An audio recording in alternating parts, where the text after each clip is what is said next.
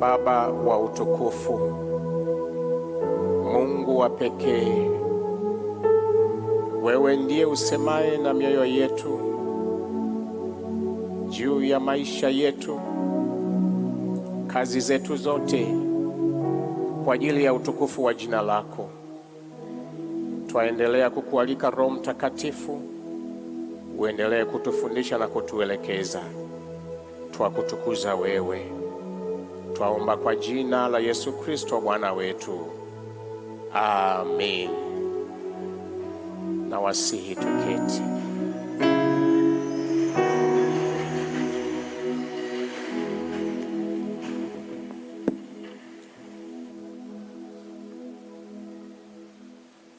Nilitambulishwa na baba mchungaji, lakini kwa sababu jina ni geni na pia jina langu ni gumu, ninaitwa Eliasi Isaka Gungutu. Kinitafuta kwa Eliasi huwezi kunipata kirahisi, wala Isaac huwezi kunipata kirahisi, lakini Gungutu ni jina la Kibantu. Najua ni gumu, wengine huwa wanalikosea, lakini huwa naitika kwa sababu najua jina langu ni gumu. Ukiniita Burungutu, hapo huwa na wadai anipatia maburungutu ya noti. Ukilikosea hivyo basi nakudai unanilipa. Bwana Yesu asifiwe. Ninamshukuru Mungu kupata neema hii ya kuwa mbele yenu na kushirikishana katika neno la Bwana. Natokea katika pastoreti inayoitwa AICT Lango la Baraka pale Pasiasi, Mwanza. Nina neema pia ya kuwa mwenyekiti wa jimbo hilo la Ilemela, jimbo la Filipi. Mimi pia ni mwimbaji, ni mtunzi na mwanamuziki. Nimekuweko majuma matatu huku. Naamini Pasiasi wameimisi solo yangu gitaa, na mimi nimeimisi kabisa. Lakini ni huduma ambayo ni maisha yangu. Na Mungu amenipa neema katika kanisa la AICT kitaifa. Mimi ni mwenyekiti wa idara ya uimbaji, kwaya na mziki. Kwa hiyo upande huo Bwana amenijalia kabisa. Mbarikiwe sana. Nilipokuwa nasalimiana na mke wangu asubuhi, alisema wasalimie wapendwa wa kanisa hilo ambalo nakwenda kuhudumu hapo chuo kikuu. Pokeeni salamu za mke wangu. Wapendwa katika jina la Yesu Kristo, somo letu linaitwa moyo wa utumishi. Linaitwa moyo wa utumishi. Eneo ambalo tutaliangalia vizuri kwa kina ni ubora wa kazi. Ubora wa kazi zetu mbele ya Bwana. Msomaji aliposoma katika Injili ya Yohana sura ile ya 12, alisoma kuanzia aya ya 20 hadi ya 26. Ile aya ya 26 inaeleza juu ya utumishi. Mtu akinitumikia anifuate. Maneno ya Bwana wetu Yesu Kristo. Pale nilipo mimi na mtumishi wangu atakuwapo. Akaendelea kusema, mtu akinitumikia Baba atamheshimu. Utumishi ni nini? Neno lile la asili katika Biblia kwa Kiyunani, mtumishi ni yule aliye katika kuhangaika. Ni yule aliye katika kuhangaika. Baba mchungaji ametaja, nilianza huduma ya Bwana katika visiwa vya mkoa wa Kagera kule katika ziwa Victoria. Tunafahamu mitumbwi na huku wanaita ngalawa na kadhalika. Mtumbwi ule mdogo wa kawaida mara nyingi unaongozwa na watu watatu. Wawili wanakaa katikati ya mtumbwi, upande wa kushoto na wa kuume, lakini anayeongoza mtumbwi uelekeo wake anakaa nyuma. Kwa hiyo hawa wawili wa katikati wanapiga makasia kufanya mtumbwi uweze kusonga mbele, wa kushoto na wa kulia. Huyu aliyeko nyuma ya mtumbwi akiwa na kasia lake, yeye ndiye anayeamua mtumbwi uelekee kushoto ama kulia. Kwa hiyo ili uelekee kushoto, kasia lake analipiga kuelekea huku, anavuta kwake. Akivuta kwake hivi, maana yake mtumbwi unapiga kona kuelekea upande huo. Sasa kwa maana ya neno la utumishi, katika mtumbwi yuko mtu mwingine wa chini kabisa. Yeye huwa anaketi kabisa chini, ndio wa mwisho katika mtumbwi. Yeye anakuwa na chombo mkononi, anateka maji yale yanayoingia chini ya mtumbwi, na yale yanayoingia kwa sababu ya kupiga kwa upepo, anamwaga yale maji nje. Kule Kagera tulikuwa tunaitwa noshabura maji, yaani anamwaga maji kule kwenye mtumbwi, na huyu ndiye anayesababisha hawa walioko katika mtumbwi wawe salama, kwa sababu mtumbwi hauwezi ukazama, maana yupo anayemwaga yale maji kutoka, na ndio mtu wa chini. Kwa hiyo huyu yuko katika kuhangaika. Kwa hiyo unapoitwa mtumishi wa Mungu, kwa maana ya lugha hiyo, ni wewe uliye katika kuhangaika, ni mtu wa chini kuliko wote. Bwana wetu Yesu Kristo alionyesha kwa mifano mbalimbali kuhusiana na utumishi. Kila mmoja ambaye amemwamini Yesu Kristo, yeye ni mtumishi wa Mungu. Haiangalii wewe ni mchungaji, wewe ni askofu, wewe ni mwinjilisti, lakini kila aliyeweka imani yake katika Yesu Kristo, huyo ni mtumishi wa Mungu. Kwa hiyo wewe uko katika kuhangaika, kwa maana hiyo ni mdogo kuliko wengine. Kwa hiyo wewe unawahudumia, unasababisha usalama uwepo kwao kwa sababu ya kile ambacho unakifanya wewe. Mkurugenzi amesimama hapa na kuzungumza habari ya umisheni, kuwafikia watu wengine pamoja na kupanda makanisa. Mimi ni mmoja wa watu tunaopanda makanisa. Kila mwaka katika kanisa letu la Lango la Baraka tunakwenda kupanda kanisa. Mwezi ujao tarehe 24 tutakwenda kupanda kanisa maeneo ya mkoa wa Simiyu huko, tarehe 24 hadi tarehe 30. Ukikumbuka kutuombea, tuombee tu kwa Bwana atufanikishe, maana ni mradi wa Bwana ule. Kwa hiyo ndiyo maana ya utumishi. Unapokubali kuwa mtumishi, maana yake wewe ndiye wa chini, unapaswa kuwahudumia wengine, unapaswa kuwafikia wengine. Mtumishi wa Mungu Paulo katika mistari hii ambayo tulisomewa katika somo letu la kwanza, anazungumza juu ya ubora wa utumishi ambao Mungu ametupatia. Yeye anajiita hapa, anatumia mfano wa fundi wa ujenzi. Anajiita yeye kama mkuu wa wajenzi wenye hekima. Akiandikia kanisa hili la Korintho, yeye ndiye alikuwa mtangulizi wa kufika katika jiji la Korintho, na aliishi pale akitumika, akifikisha habari za Kristo muda wa mwaka 1.5. Sasa kile ambacho alikipeleka pale Korintho, alimpeleka Yesu Kristo katika mfano huu anaozungumza mahali hapa. Yeye kama mkuu wa wajenzi Yeye aliweka msingi, na msingi uliowekwa pale ni Yesu Kristo. Kwa hiyo anafananisha kwa mfano wa jengo ili waweze kuelewa vizuri. Sasa anasema wale ambao wangefuata baada yake kuja kufundisha, kuja kuhubiri mahali pale, wasingeleta kitu kingine tofauti na msingi uliowekwa, yani Yesu Kristo.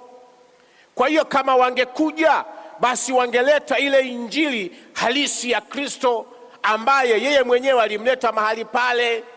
Wasifundishe kitu kingine tofauti na injili ya Yesu Kristo. Sasa anasema, maana msingi mwingine hakuna mtu awezaye kuuweka isipokuwa ni ule uliokwisha kuwekwa, yani Yesu Kristo. Lakini kila mtu aangalie jinsi anavyojenga juu ya ule msingi. Alitoa tahadhari kwamba kila anayekuja kujenga juu ya Kristo, maana aliyewekwa pale ni Kristo, ndiye aliyehubiriwa, ndiye aliyesababisha watu wanaoishi pale kwenye jiji la Korintho wawe wa Kristo, wawe katika imani ya Kristo, kwa sababu alimleta Yesu Kristo kwa mamlaka yake, kazi zake, ukuu wake, jinsi anavyoweza katenda, jinsi anavyoweza kubadilisha maisha ya mtu aliyeamini. Kwa hiyo alimleta Kristo akiwa mkamilifu. Lakini anasema kwanza kila mmoja sasa aangalie jinsi anavyojenga katika ule msingi. Anasema kwa mfano huo wa ujenzi, lakini kama mtu akijenga juu ya msingi huo dhahabu au fedha au mawe ya thamani au miti au majani au manyasi, kazi ya kila mtu itakuwa dhahiri, maana siku ile itaidhihirisha, kwa kuwa yafunuliwa katika moto, na ule moto wenyewe utaijaribu kazi ya kila mtu ni ya namna gani. Kazi ya mtu aliyeijenga juu yake ikikaa, atapata thawabu. Kazi ya mtu ikiteketea, atapata hasara, ila yeye mwenyewe ataokolewa, lakini ni kama kwa moto. Kwenye msingi huo, yani Yesu Kristo. Sasa kila anayetumika kwa Kristo aangalie sasa jinsi anavyojenga juu yake. Hapa kuna aina mbili za kazi. Ametoa mfano wa madini ya dhahabu ya thamani. Hapa anataja dhahabu, anataja fedha na mawe ya thamani. Hicho ni kielelezo cha kufanya utumishi wa Kristo kwa viwango vinavyokubalika na Kristo. Anaeleza aina nyingine ya kazi ni ile ambayo iko chini ya viwango vya Kristo. Huyo mtu anajenga kwa miti, anajenga kwa majani, anajenga kwa manyasi. Hiyo ni kazi ambayo iko chini ya kiwango na haiwezi kukubalika na Kristo, maana kuna vipimo. Siku moja tukiwa katika kongamano la maombi huko Geita na wapanda makanisa, tukapata nafasi ya kumtembelea ndugu mmoja katika kiwanda chake. Kile kiwanda ni cha kusafisha dhahabu, na mimi ilikuwa mara yangu ya kwanza kuingia katika kiwanda cha kusafisha dhahabu. Hata nilikuwa sijaweza kuishika dhahabu mpaka siku ile. Kuna mitambo mikubwa ndani ya kile kiwanda. Dhahabu inachukuliwa, inawekwa katika chombo chenye moto mkali wa umeme. Ile dhahabu inayeyuka, inakuwa majimaji. Halafu ule uchafu wote unamiminwa, unaondolewa kwenye ile dhahabu yenyewe, na ile dhahabu inaondolewa tena, inawekwa kwenye chombo kingine. Kuna aina ya msasa wa chuma ambao unatumia umeme, inasuguliwa. Maana ilipoondolewa kwenye chombo kilichoyeyushwa, iliwekwa katika chombo ambacho kina maji baridi, kwa hiyo ikafanya ile umbo lake. Inasuguliwa, halafu inapelekwa mahali. Sasa wanasema hii dhahabu sasa ni safi, ikiingia katika soko thamani yake ni kubwa. Ndio kwa mara ya kwanza nikaishika dhahabu ya aina ile. Waliniambia kiwango chake kama ingekuwa sokoni, nilishangaa sana, maana ni kipande tu kidogo cha dhahabu. Sasa kazi zetu za viwango, Bwana atapima kazi zetu. Sisi tuliomwamini Yesu Kristo, kile kipawa ulichonacho, kile kipaji ulichonacho, huduma aliyokupa Bwana, uwezo ulionao, ikiwa ni wa kitaaluma ama uzoefu wowote katika maisha ambayo unaweza ukafanya ukawasaidia wengine wakamuona Kristo kupitia wewe. Kipimo ni cha moto. Kazi zetu zitapimwa. Kwa hiyo kama madini ya dhahabu, mawe haya ya thamani yakipitishwa katika moto, ndipo yanakuwa halisi, yanakuwa na thamani halisi. Ndivyo ambavyo kazi zetu zenye ubora, ambazo unaacha majukumu yako. Nimesikia baba mchungaji akisema hapa juu ya kufanya umisheni. Kuna timu hapa mnakwenda kufanya umisheni, ni kazi njema. Unaondoka mahali pako, unakwenda kuwafikia watu wa tamaduni na mazingira tofauti na ya kwako, na wewe unajifananisha na wao, unakuwa katika hali ya maisha yao ili uwafikishie Yesu Kristo. Hiyo ni kazi njema. Tunapokwenda kwenye umisheni tunakutana na mambo magumu.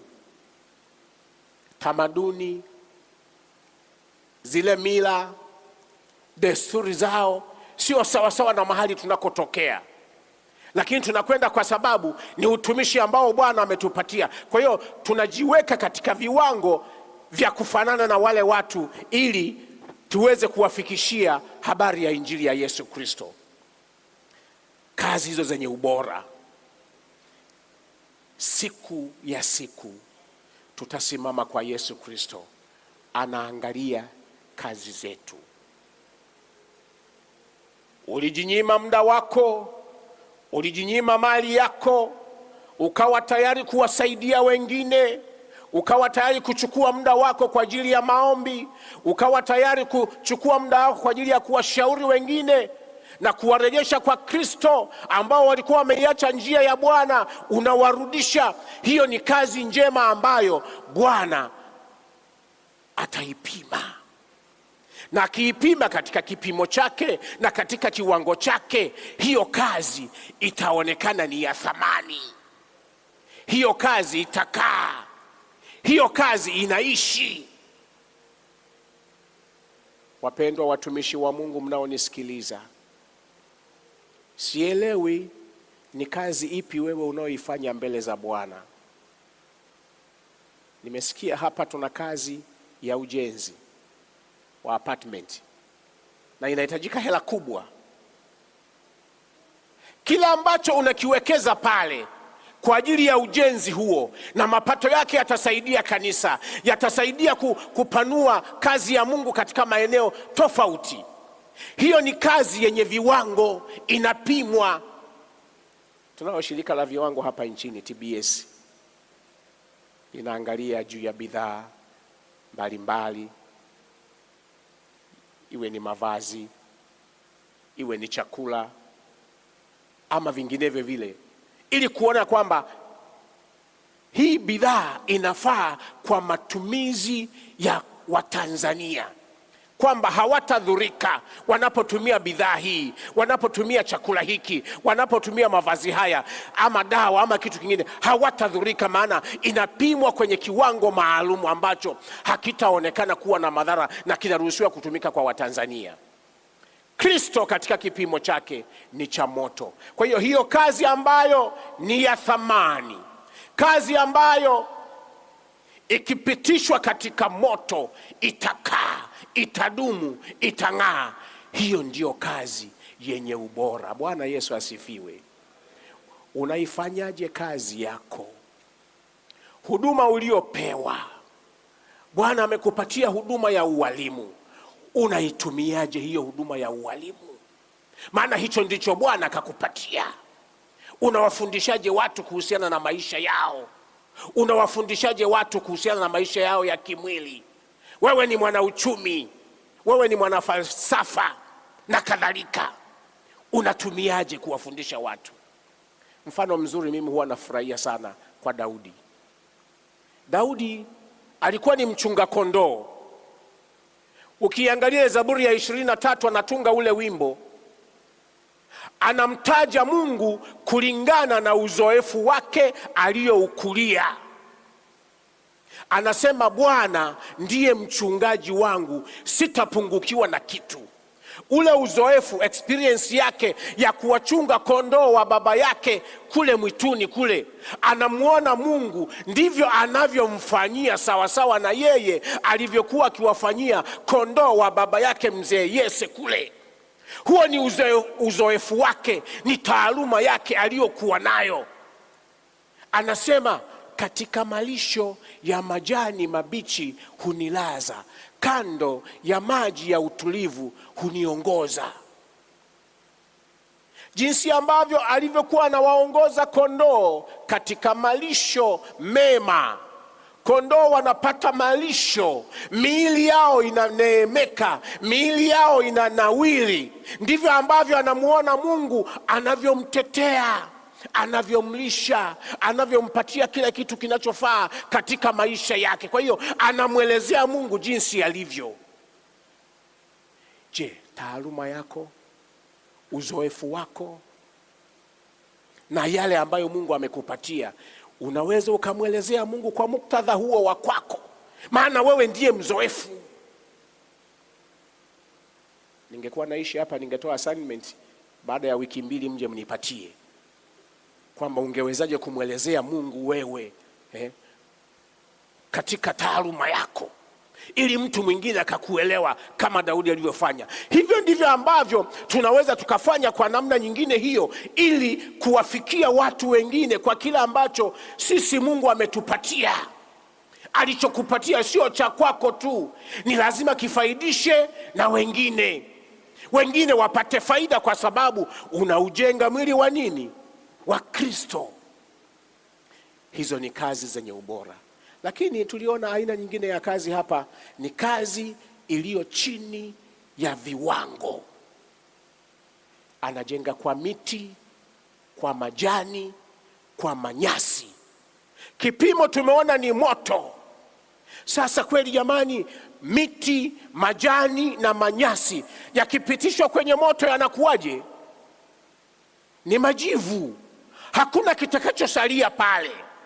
Kwa hiyo huu ni mfano mbovu wa watu tuliopewa kazi, vipawa, uzoefu, vipaji na taaluma mbalimbali na Mungu, lakini tunazitumia vibaya.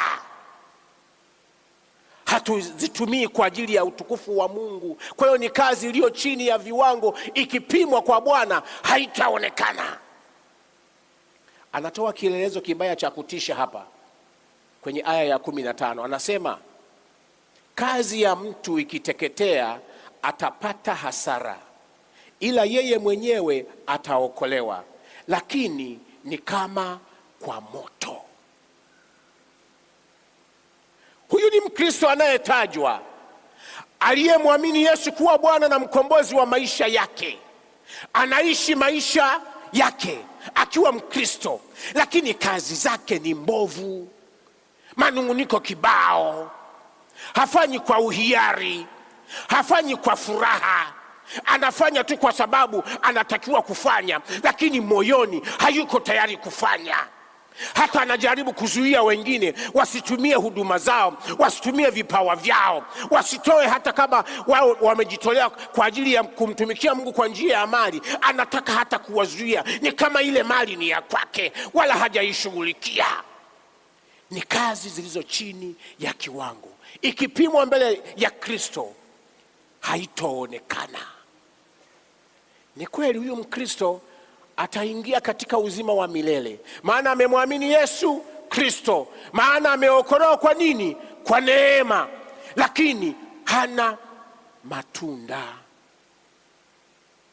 Kwa hiyo anamfananisha ni kama ameokolewa kutoka katika moto.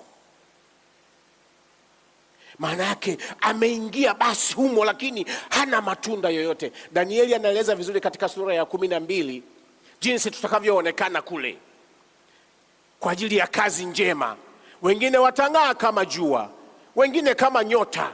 Anasema na wengine aibu na kudharauliwa milele. Hii aibu na kudharauliwa milele sio jehanamu.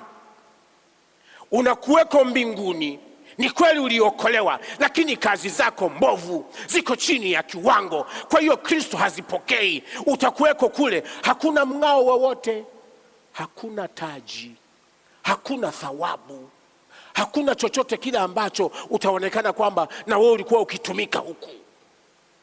Nimesema kwenye kielezo cha kwanza,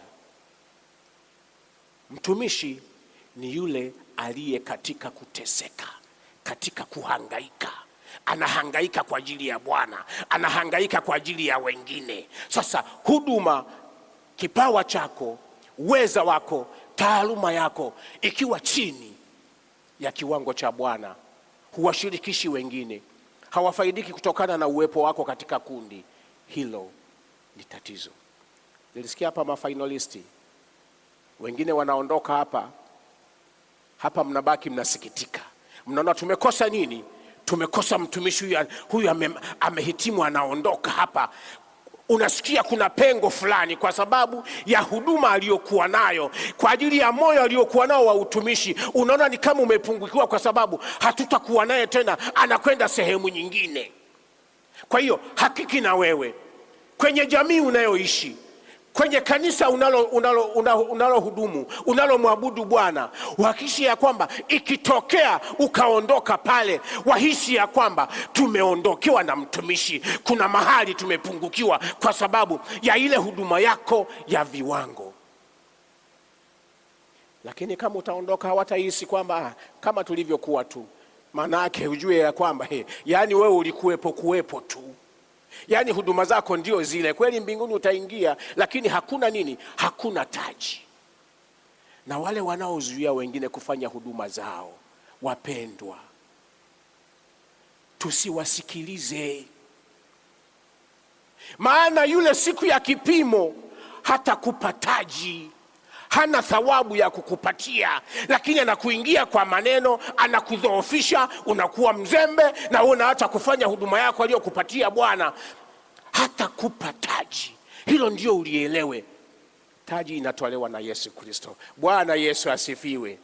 Taji inatolewa na Yesu Kristo peke yake. Ningeweza kusema mengi sana, mimi ni mwinjilisti, lakini hiyo itutoshe kwa leo. Hebu tafakari sasa, unahudumiaje wengine? Unafanyaje kazi ya Bwana mahali ulipo, katika ofisi yako, katika chuo chako, maeneo unakotoka unafanyaje? Katika kanisa lako unafanyaje? Nikisihi usimame tumuombe Bwana. Kama unapima unaona kazi yako ilikuwa chini ya viwango, mwambie Bwana kurehemu. Omba msamaha kwa Bwana. Mwambie Bwana sasa akutie nguvu, akuinue. Ule uzembe na kule kudhoofika ambako kulitokea, Bwana akuondoe kule. Endapo unaona kazi yako iko kwenye viwango, endelea kumwambia Bwana aendelee kukutumia kwa viwango hivyo na kuzidi. Tuombe. Baba uliye mwema, neno lako ni la kweli. Neno lako lina mamlaka. Neno lako lina nguvu. Umetupatia utumishi Bwana. Wewe watuona ndani tunaufanyaje utumishi wetu huu. Wewe wapenda tukutumikie wewe kwa moyo na kwa ubora kwa viwango vya kwako Bwana.